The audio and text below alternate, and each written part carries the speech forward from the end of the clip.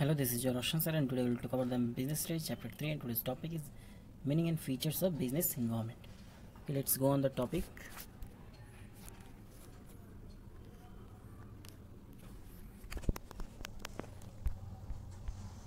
Chapter 3, business environment.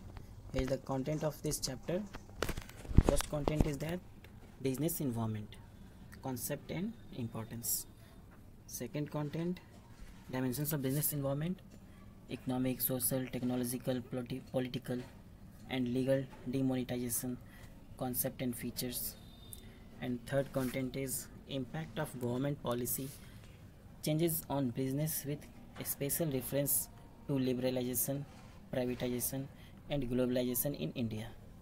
Okay, let's go on the today's topic, business environment, meaning of business environment. First of all, we will talk about environment. What is environment? यानी environment क्या होता है? Simple language में समझ लो, जो भी हमारे आसपास रहता है वो सब हमारा क्या है, इन्वायरमेंट कहलाता है. ठीक है.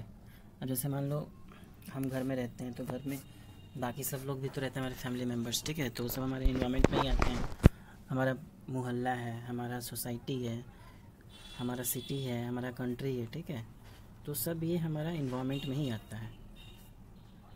क्लियर? ये कोई पर्सन है. ठीक है.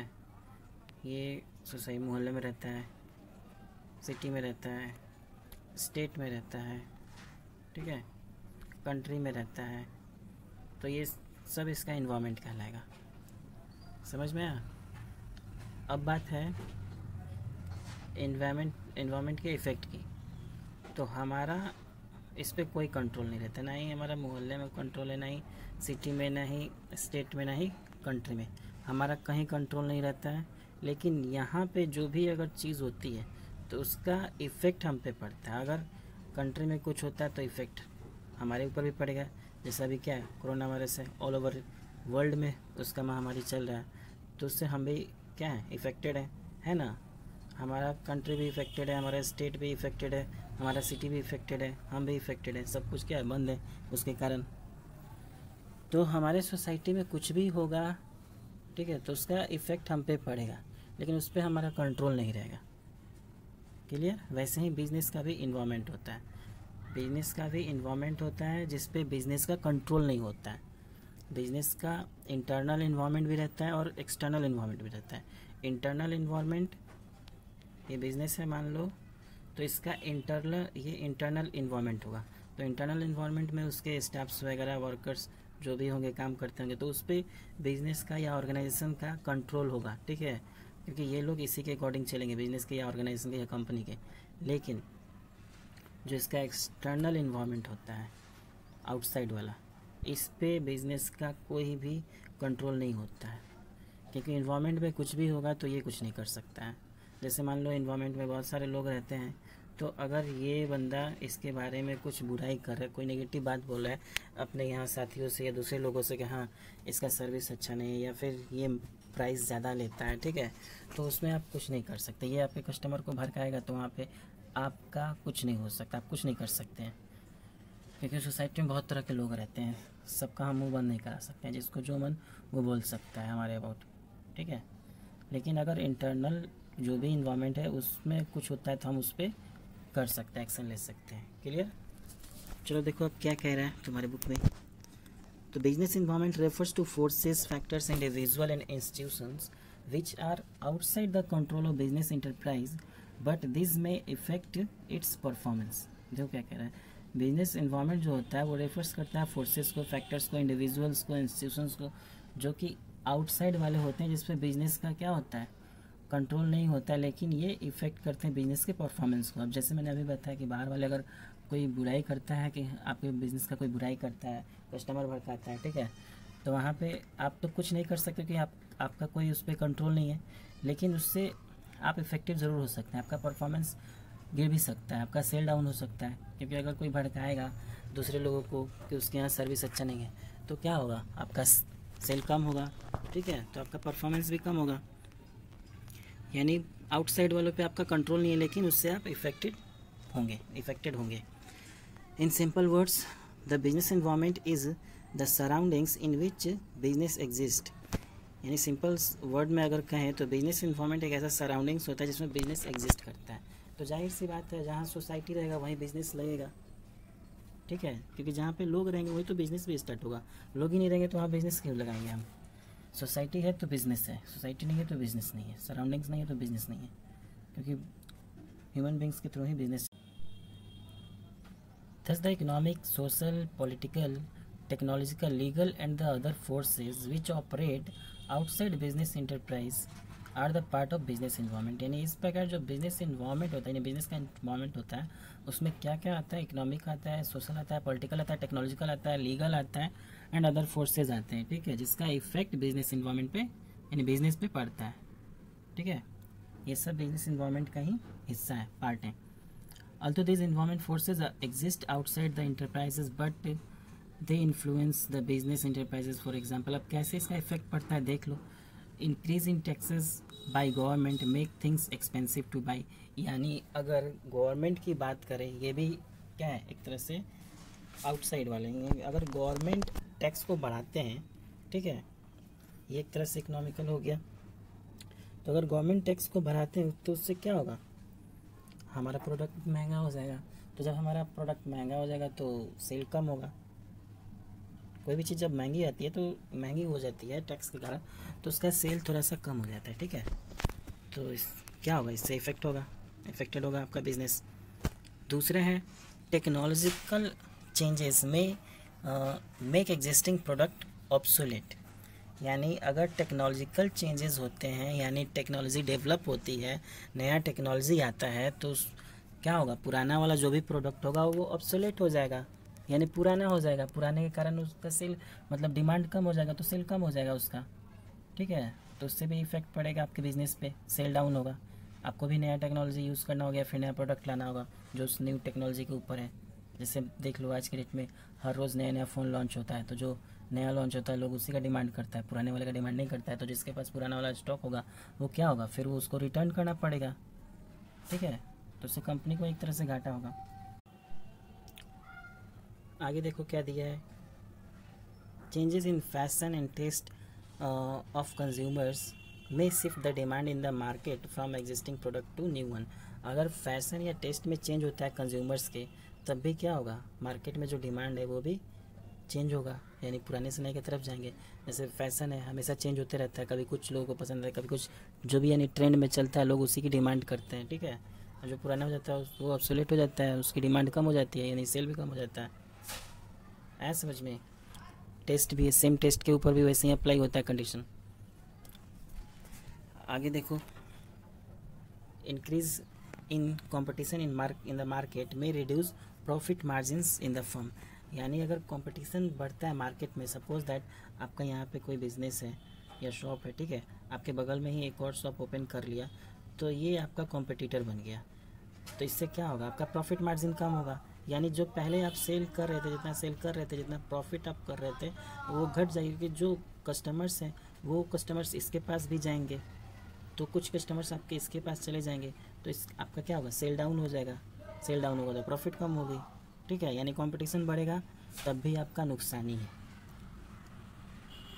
आगे देखो क्या कह रहा है, since environment factors influence business enterprise, so it become essential for businessman to do environment scanning.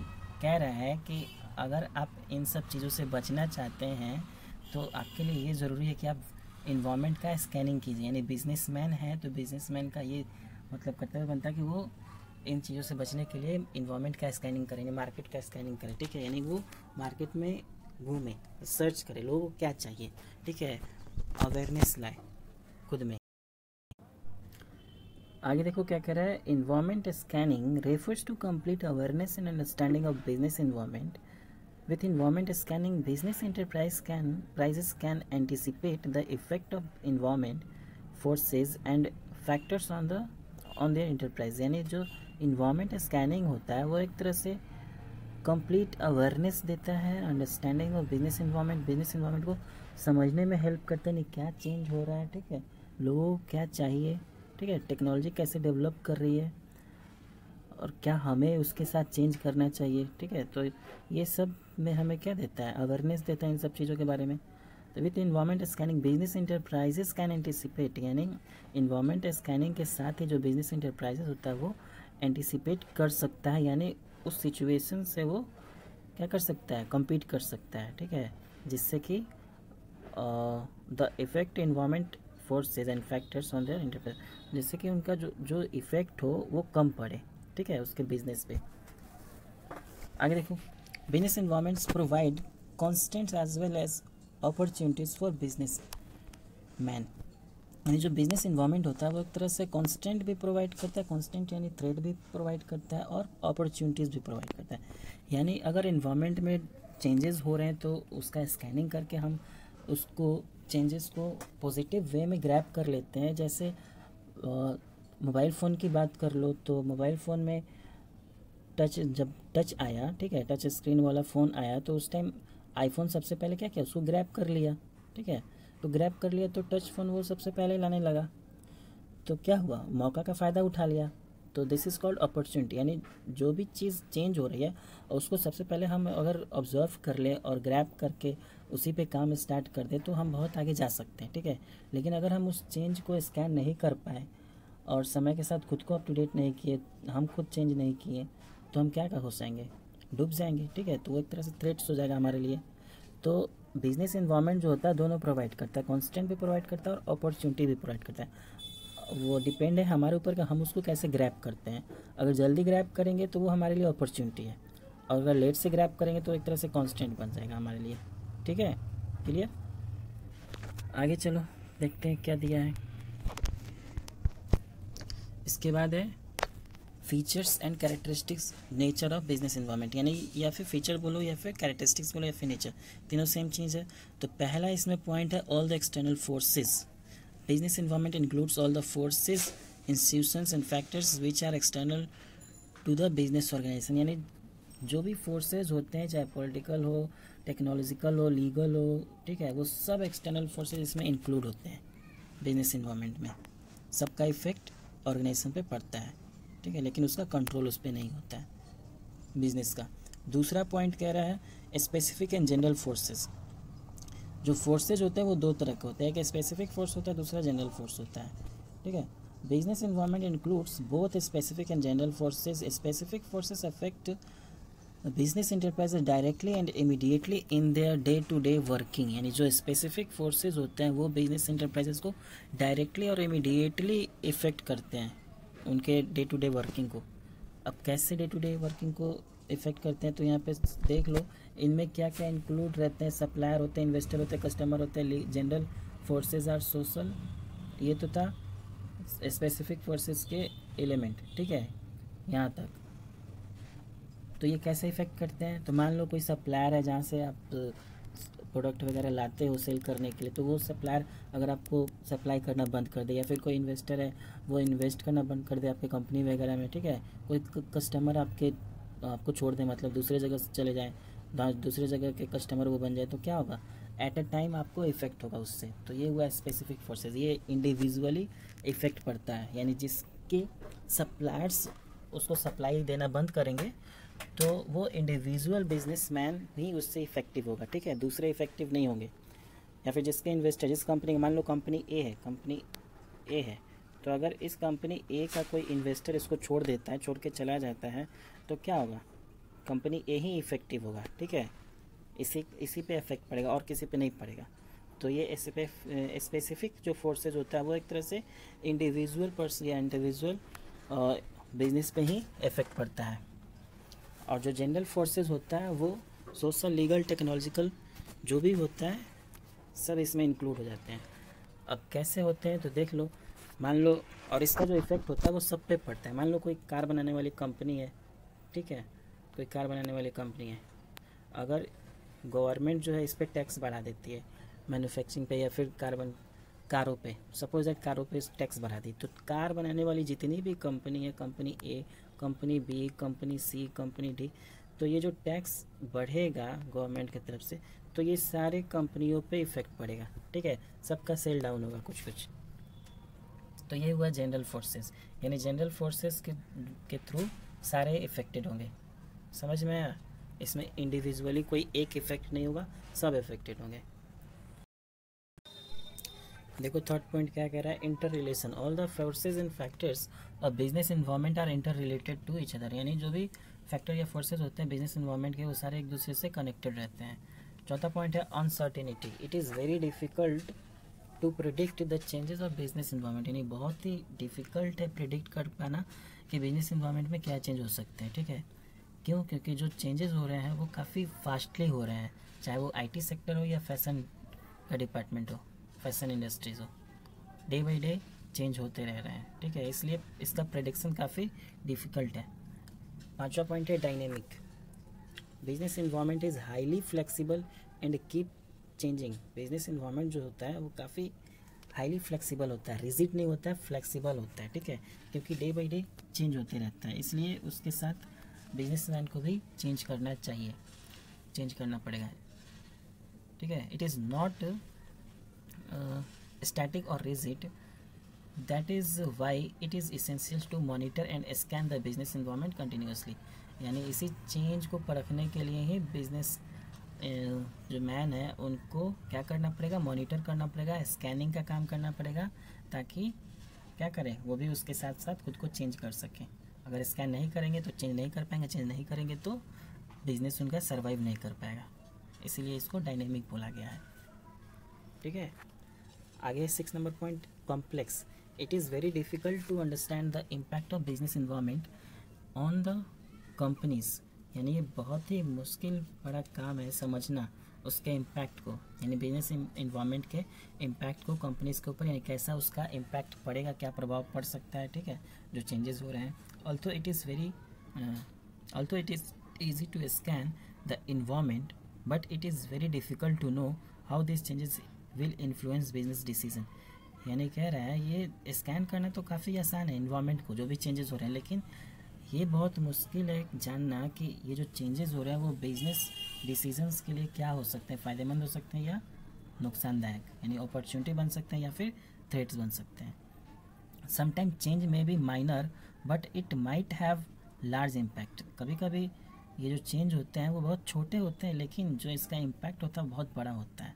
ठीक है, अब कैसे बड़ा होता है समझ लो। For example, a change in government policy to increase the tax rate by 5% may affect the income of company by large amount. यानी अगर गवर्नमेंट पॉलिसी की बात करें, गवर्नमेंट पॉलिसी में चेंज होता है, जो टैक्स का रेट है वो अगर 5% इंक्रीज़ हो जाता है तो उससे क्या होगा, जो कंपनी का इनकम होगा वो लार्ज अमाउंट में अफेक्टेड हो जाएगा, रिड्यूस हो जाएगा। क्यों घट जाएगा? क्योंकि अगर टैक्स बढ़ता है तो जाहिर सी बात है रेट भी बढ़ेगा, और रेट बढ़ेगा तो सेल घटेगी। ठीक है, तो जिससे कंपनी के इनकम में इफेक्ट हो सकता है। देखो नेक्स्ट पॉइंट क्या कह रहा है, relativity. Business environment differ from country to country, यानी जो बिजनेस का इन्वायरमेंट होता है कंट्री टू कंट्री अलग अलग होता है, रीजन टू रीजन अलग अलग होता है, पॉलिटिकल कंडीशन अलग होता है, कल्चर अलग होता है। ठीक है, अलग अलग कंट्रीज़ का बिजनेस इन्वायरमेंट अलग अलग होता है। जैसे एग्जांपल के तौर पे देख सकते हो, there may be more demand for saris in India compare to USA और यूके। यानी अगर बात करें इंडिया की, तो इंडिया में साड़ी की डिमांड ज़्यादा होती है। क्यों? क्योंकि यहाँ का वो ट्रेडिशनल ड्रेस है। ठीक है, यहाँ की औरतें साड़ी पहनती हैं, यहाँ का कल्चर है साड़ी का। लेकिन वही अगर कंपेयर करें यूएसए या यूके से, तो क्या है, वहाँ पे वैसा नहीं है, वहाँ पे लोग साड़ी नहीं पहनते हैं, वहाँ की महिलाएं साड़ी नहीं पहनती हैं। इसलिए साड़ी का कोई अगर बिज़नेस करता है यूएसए में तो नहीं चल पाएगा। अगर वही साड़ी का बिज़नेस अगर इंडिया में करेगा तो काफ़ी अच्छा चल सकता है। ठीक है, आगे some condition in the environment may have different effect on different enterprises. यानी कुछ कंडीशन ऐसा भी होता है इन्वायरमेंट का जिसका अलग अलग इफेक्ट पड़ता है अलग अलग इंटरप्राइजेज पे। जैसे कह रहा है एग्जांपल में, when consumer organization found pesticides in cold drink. अगर किसी ऑर्गेनाइजेशन के कोल्ड ड्रिंक में पेस्टिसाइड मिलता है, ठीक है, पेस्टिसाइड्स, तो क्या हो सकता है इसका result, it come as constant for cold drink. यानी इसका रिजल्ट जो होगा वो कोल्ड ड्रिंक इंडस्ट्री के लिए बहुत ही बुरा होगा। ठीक है, कांस्टेंट हो जाएगा, क्योंकि कोल्ड ड्रिंक लोग पीना छोड़ देंगे। तो इसको जो भी इंडस्ट्री जिसका कंपनीज होगी कोल्ड ड्रिंक की, उनको काफ़ी नुकसान सहना पड़ सकता है। लेकिन but it was an opportunity for juice industry. लेकिन इसका जो अगर जूस इंडस्ट्री की बात करें तो उसके लिए अपॉर्चुनिटी हो जाएगा, क्योंकि लोग कोल्ड ड्रिंक छोड़ देंगे पीना, सारे लोग जूस पियेंगे। क्योंकि कोल्ड ड्रिंक जो होगा लोग सोचेंगे ये हमारे लिए अनहेल्दी है, क्योंकि उसमें पेस्टिसाइड्स मिले हैं। ठीक है, चाहे किसी एक ही कंपनी में क्यों ना मिला हो, लेकिन लोगों के दिमाग में यही रहेगा कि कोल्ड ड्रिंक में पेस्टिसाइड मिलाए जाते हैं, ठीक है। इसलिए लोग कोल्ड ड्रिंक पीना छोड़ देंगे और जूस पीना ज़्यादा बेटर समझेंगे। इसलिए जूस इंडस्ट्री को एक तरह से अपॉर्चुनिटी मिलेगा ग्रो करने के लिए। क्लियर। आगे देखो फीचर्स ऑफ बिजनेस इन्वायरमेंट। यहाँ पे जो भी उसका फीचर्स है 7 पॉइंट का डायग्राम बना कर दे दिया है, ठीक है। नेक्स्ट पेज पे चलते हैं। आपका फीचर्स वहीं तक था, कंप्लीट होता है। इसके बाद कीवर्ड्स है उसका, मतलब अगर नोट्स बनाना चाहे तो यहाँ से आप इसको नोट कर सकते हैं, ठीक है। इस वीडियो में